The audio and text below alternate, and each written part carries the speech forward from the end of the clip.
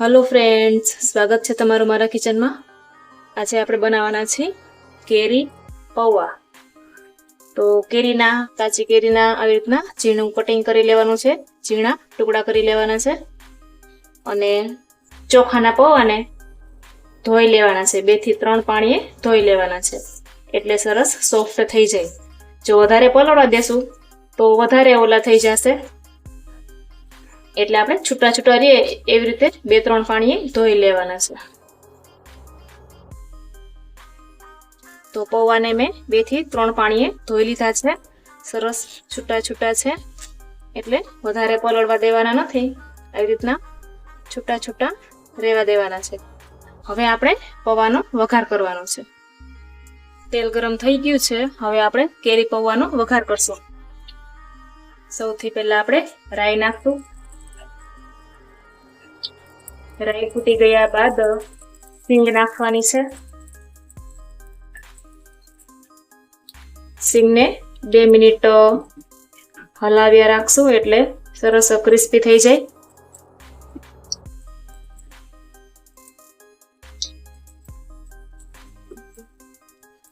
त्यारबाद आखुं जीरुं नाखशुं।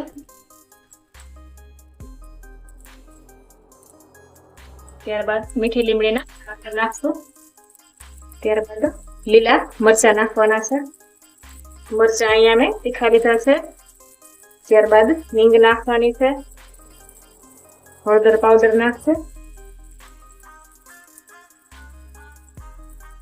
ત્યારબાદ કાચી કેરી નાખવાની છે।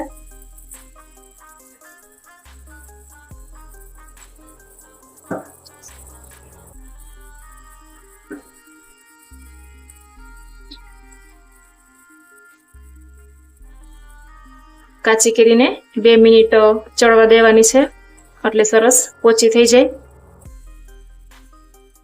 કેરી ને ચડતા વાર નથી લાગતી એટલે 2 મિનિટ માં સરસ સોફ્ટ થઈ જાય છે।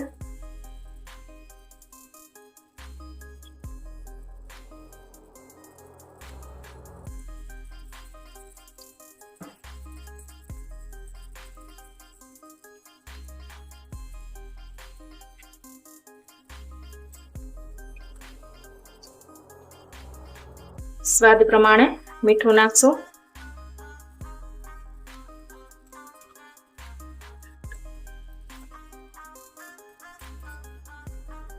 एक मोटी चमची दळेली खांड नाखशो। केरी खाटी होय छे એટલે ખાંડ થી બેલેન્સ થશે।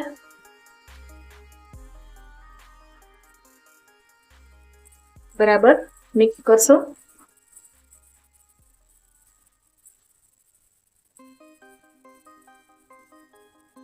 केरी सॉफ्ट થઈ ગઈ છે, હવે આપણે પલાળેલા પૌવા નાખવાના છે।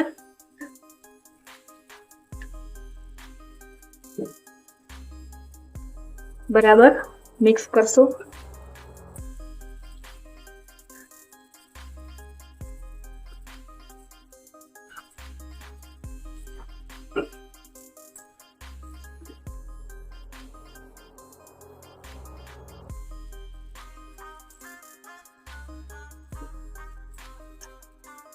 तो तैयार है आ केरी पौवा। नानी मोटी भूख होय तो तमे आ केरी पौवा बनावी सको छो।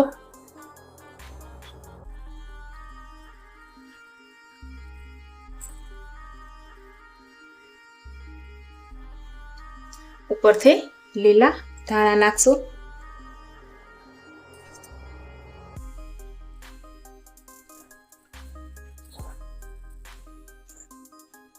झीणी सेव नाखवानी छे। तो रेडी है केरी पौवा। तो तैयार है काची केरी पौवा।